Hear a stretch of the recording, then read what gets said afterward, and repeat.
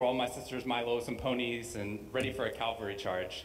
There are differing accounts of what actually happened that afternoon, but since my sister is not here with us today, let me tell you the true story.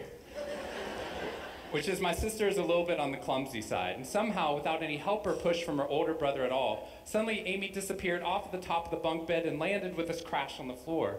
And I nervously peered over the side of the bed to see what had befallen my fallen sister, and saw that she had landed painfully on her hands and knees on all fours on the ground. I was nervous because my parents had charged me with making sure that my sister and I played as safely and as quietly as possible.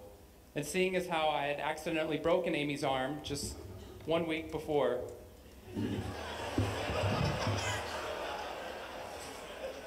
heroically pushing her out of the way of an oncoming imaginary sniper bullet, for which I have yet to be thanked. I was trying as hard as I could.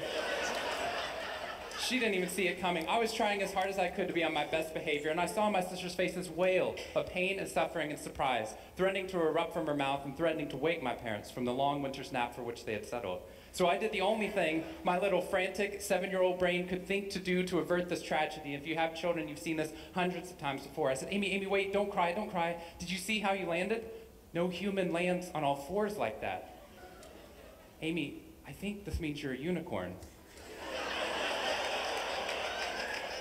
Now that was cheating, because there's nothing in the world my sister would want more than not to be Amy the hurt 5-year-old little sister, but Amy the special unicorn. Of course, this was an option that was open to her brain at no point in the past, and you could see on my poor, manipulated sister's face conflict, as her little brain attempted to devote resources to feeling the pain and suffering surprise she just experienced, or contemplating her newfound identity as a unicorn.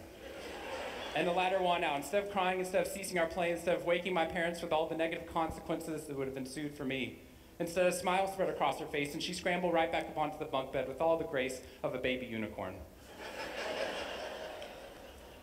With one broken leg. What we stumbled across at this tender age of just 5 and 7, we had no idea at the time, was something that was going to be at the vanguard of a scientific revolution occurring 2 decades later in the way that we look at the human brain. What we had stumbled across is something called positive psychology, which is the reason that I'm here today and the reason that I wake up every morning. When I first... Positive psychology. So we talk about emotions are contagious, and anybody wants to view the lovely quadruplet babies laughing later, I'm certainly happy to play it. But we witnessed that yesterday, kind of in the room.